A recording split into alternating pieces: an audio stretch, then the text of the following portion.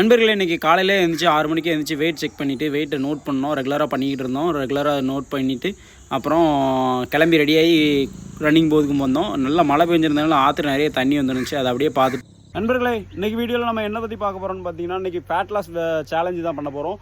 30 days challenge. இன்றைக்கி wait பார்த்துருப்பீங்க, 68 kilo இருந்திருக்கும், 68 kg இருக்கும். இன்னையிலேருந்து கரெக்டாக 30 நாளில் நம்ம எவ்வளோ வெயிட் லாஸ் பண்ணுறோம், இங்கே தான் சேலஞ்சு. கண்டிப்பாக ஒரு 5 kg லாஸ் பண்ணணும்னு நினைக்கிறோம். வார்மப்பெல்லாம் பண்ணி முடிச்சிட்டோம். ஓகே காய்ஸ், வாங்க ரன்னிங் போகலாம். இன்றைக்கி என்ன ஃபேஸில் நம்ம ரன்னிங் பண்ண போகிறோம்னு பார்த்தீங்கன்னா, 5:30 ஃபேஸில் தான் ஸ்லோ ரன்னிங் தான் பண்ண போகிறோம். டெம்போ ரன்னு சொல்லுவாங்க, அந்த ஃபேஸில் தான் ரன்னிங் பண்ண போகிறோம். இன்றைக்கி லெஃப்ட் சைடு காலில் லைட்டாக ஒரு பெயின் இருந்துச்சு. என்னன்னு தெரியல, மொதல் நாள் ஹில்ஸ் ரன்னிங் போனதுனாலையா என்னன்னு தெரியல. ஆனால் ஒரு 1 day ரெஸ்ட் விட்டு தான் நம்ம ரன்னிங் போயிட்டுருக்கோம். ஆல்மோஸ்ட் 2.5 கிலோமீட்டர் கம்ப்ளீட் பண்ணிட்டோம். ஓகே, நம்ம 5:30 ஃபேஸ்லேயே ஓடலான்ட்டு ஓடினேன். லாஸ்ட்டு 4 கிலோமீட்டர் வரும்போது அவ்வளோவா வலி தெரியல. அதுக்கப்புறம் குளத்தில் நிறைய தண்ணி போயிட்டு இருந்தது. அதை அப்படியே பார்த்துட்டு ஒரு ஃபாஸ்ட் ரன்னிங் லாஸ்ட் கிலோமீட்டர் ஓடணும். என்ன ஃபேஸில் லாஸ்ட் ரன்னிங் ஓடணும் அப்படிங்கிறத நான் அதை போடுறேன் பாருங்கள். லாஸ்ட் கிலோமீட்டர் என்ன டைமிங்கில் ஓடி இருக்கோம்னா 3:54 செகண்டில் தான் ஓடி இருக்கிறோம்.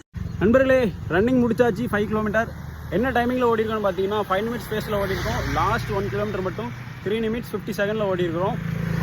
நல்ல ஸ்பீடாக ஓடி வந்தோம். 18 kilometre maximum speed, 12 kilometre average ஸ்பீடில் ஓடி வந்துருக்கிறோம். இன்றைக்கி ஃபேட் லாஸ் டயட் என்னெல்லாம் எடுக்கிறோம் அப்படிங்கிறத நான் போடுறேன் பாருங்கள். ஃபேட் லாஸ் இருக்கிறவங்க மறக்காமல் நம்மளை ஃபாலோ பண்ணிக்கோங்க.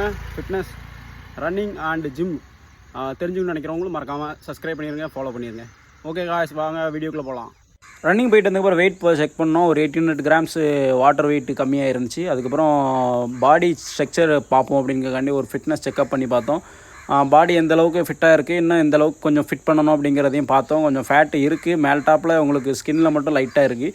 கண்டிப்பாக இன்னும் ஒரு 30 days மைனஸ் பண்ணிடுவோம். எந்த அளவுக்கு நம்ம ஃபேட் லாஸ் பண்ணுறோம் அப்படிங்கிறது முக்கியமாக எக்ஸசைஸ் பண்ணணும். நிறைய எக்ஸசைஸ் பண்ணணும். கார்டியோ மட்டும் பண்ணால் போதாது. இந்த மாதிரி தண்டால் ஒரு 100 புஷ்அப்ஸ் போட்டோம். 30 கவுண்டு வச்சு 3 செட்டாக போட்டு முடிச்சுட்டு அப்புறம் ஒரு ஜில்லுன்னு ஒரு இளநியை போட்டுட்டு அப்படியே வாய்க்காலில் தூக்கி போட்டுட்டு வாய்க்காவை எட்டி பார்த்தா நிறைய தண்ணி போயிட்டு இருந்துச்சு. அது சென்டரில் ஒரு தென்னை மரம் இருந்துச்சு, பார்க்கவே சூப்பராக இருந்துச்சு. நம்ம வீட்டில் உள்ளது தான், அந்த மரத்தை வெட்டி போட்டிருந்தோம்.